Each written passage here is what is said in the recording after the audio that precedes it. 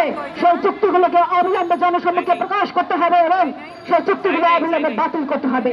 বাংলাদেশের সাথে ভারত হোক কিংবা আমেরিকা যত প্রকার অসম চুক্তি রয়েছে সেই সকল অসম এবং অধীনতামূলক চুক্তিকে বাতিল করতে হবে এবং জনগণের যে সরকার, জনগণের যে সংবিধান, সেই সরকার, সংবিধান এবং রাষ্ট্র এখানে পরিচালনা করতে হবে, সেই রাষ্ট্র ব্যবস্থা গড়ে তুলতে হবে।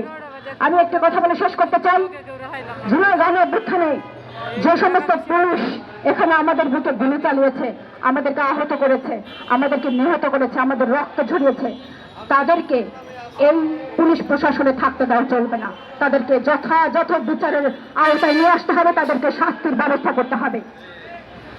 আমরা দেখতে পাচ্ছি শাহবাগ থানায় দায়িত্বপ্রাপ্ত যিনি ছিলেন এডিসি, তাকে এখন দায়িত্ব ব্যবস্থাপনা পরিচালনার জন্য দেখতে পাচ্ছি। আমরা দেখতে পাচ্ছি এই প্রেস ক্লাবে যারা আমাকে পুরো জুলাই গণঅভ্যুত্থানে আমাদেরকে হয়রানি করেছেন, নানানভাবে নির্যাতন নিপীড়ন করেছে, আমাদের গলা ধাক্কা দিয়েছে। 31 তারিখে যখন আমরা এখানে দাঁড়িয়েছিলাম কার্ফিউর মধ্যে, তখন আমাদেরকে গলা ধাক্কা দিয়ে দিয়েছিল কোন কোন পুলিশ, তাদের চেহারা কিন্তু আমরা মনে রেখেছি। সুতরাং তাদেরকে যদি আমরা দেখি যে এখনো পর্যন্ত তাদের দায়িত্বে রয়েছে, আমরা কিন্তু সেটা বরদাস্ত করব না। যারা এখানে দায়িত্ব রয়েছেন তাদের উদ্দেশ্যে বলতে চাই, এই পুলিশ অফিসারদেরকে অবিলম্বে গ্রেফতার করতে হবে এবং বিচারের আওতায় নিয়ে আসতে হবে। আমরা যদি তাদেরকে দেখি এখন দায়িত্ব পালন করছে, আমরা কিন্তু ছেড়ে দেব না। কারণ আমাদের ওই যে ভাইয়েরা আহত হয়ে এখানে সমাবেশ করছে। সুতরাং অবিলম্বে এই যে আওয়ামী লীগকে পুনর্বাসনের চেষ্টা এবং এই যে পুলিশ যারা জুলাই গণঅভ্যুত্থানের বিরোধিতা করেছিল, আওয়ামী লীগের গুন্ডা হিসেবে কাজ করেছে, জনগণের বিরোধিতা করেছে, তাদেরকে এখানে শাস্তির ব্যবস্থা করতে হবে। তাদেরকেই যদি পুনর্বাসনের চেষ্টা করা হয়, তাহলে জুলাই গণঅভ্যুত্থানে যারা আমরা রয়েছি, যারা এখনো বেঁচে আছি, তারা কিন্তু ছেড়ে দেবে না। সুতরাং হুঁশিয়ার উচ্চারণ করে বলতে চাই যে যথোপযুক্তভাবে জুলাই গণঅভ্যুত্থানের স্পিরিটকে ধারণ করে দেশ পরিচালনা করেন, অন্যথায় আরো একটি জুলাই গণঅভ্যুত্থান এখানে কিন্তু হবে।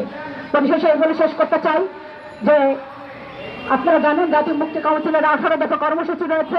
সেই 18 দফা কর্মসূচির ভিত্তিতে জনগণের সরকার, সংবিধান এবং রাষ্ট্র ব্যবস্থা গড়ে তোলার লক্ষ্যে আমরা কাজ করছি।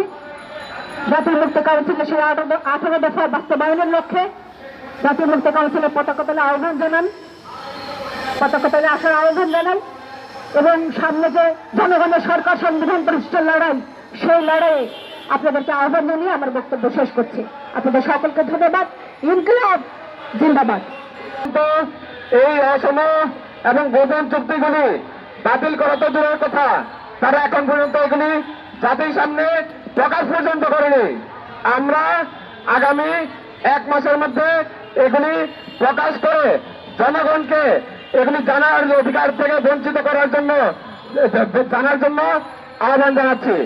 এছাড়া বাংলাদেশ আন্তর্জাতিক নদী সনদে আমরা এখনো স্বাক্ষর করতে পারিনি।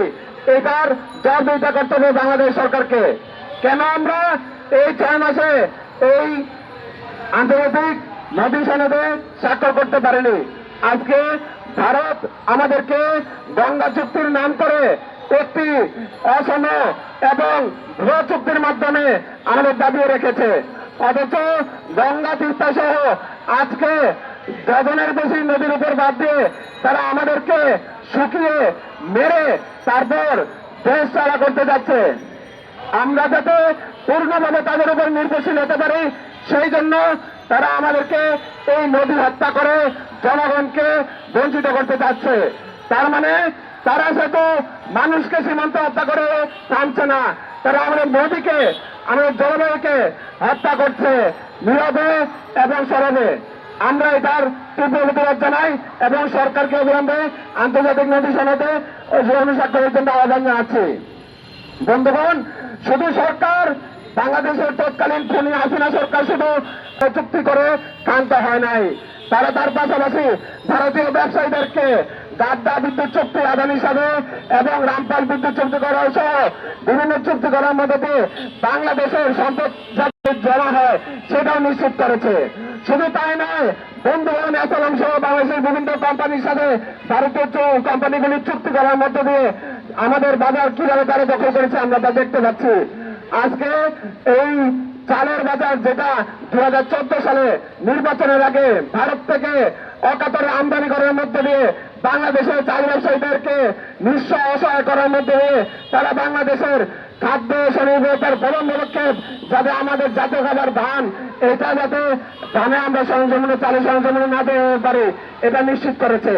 আওয়ামী লীগ সরকারের এই ধরনের ষড়যন্ত্রগুলি প্রকাশের জন্য আমরা একটি শ্বেতপত্র প্রকাশের জন্য আহ্বানে আছি। কিভাবে ভারতের সাথে ভারতের স্বার্থ রক্ষার জন্য পরোক্ষভাবে বিভিন্ন ধরনের পদক্ষেপ গ্রহণ করে পঙ্গু এবং অসহায় করে ফেলেছে। আমরা জাতির সামনে এই ধরনের একটি কমিশন করতে চাই। আজকে আমাদের এই বর্তমান সরকার যেইভাবে নতজন পররাষ্ট্র নীতি অব্যাহত রেখেছে, যেইভাবে আজকে দুর্বল পররাষ্ট্র নীতি দেখাচ্ছে, এটি লজ্জাজনক এবং আপত্তিজনক।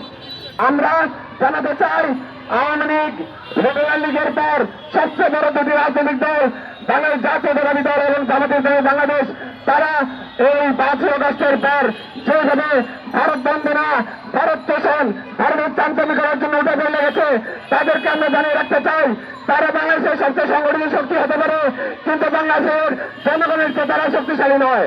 অতএব জনগণ যদি 5ই আগস্ট একটা লুটেরা ব্রিটিশ শাসনের বিরুদ্ধে দাঁড়িয়ে যেতে পারে, তাহলে এই তারা বিএনপি বা জামাত ইসলামী ক্ষমতায় গেলেও তাদেরকে কিন্তু মাফ করবে না বাংলাদেশের জনগণ। বন্ধুগণ, উত্তেজনা সহ শুরু করে মাদক পাচার এবং অন্যান্য কার্যক্রম, জঙ্গি থেকে শুরু করে নাটক থেকে শুরু করে 21 আগস্ট গ্রেনেড হামলা নাটক থেকে শুরু করে কত ধরনের ডিস্টার্ব সে করেছে, কত ধরনের ষড়যন্ত্র সে চালিয়েছে। আজকে গত এই 4 মাসে আমরা দেখছি তারা একের পর এক ষড়যন্ত্র করছে, যদিও ষড়যন্ত্রের বেশিরভাগ এখন পর্যন্ত সফল হয়নি।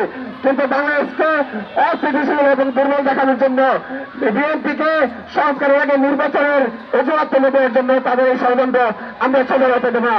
বন্ধুগণ, আমরা বাংলাদেশের মানুষ, আমরা নতুন দিনের রাজনীতি, নতুন দিনের সংগ্রাম, নতুন দিনের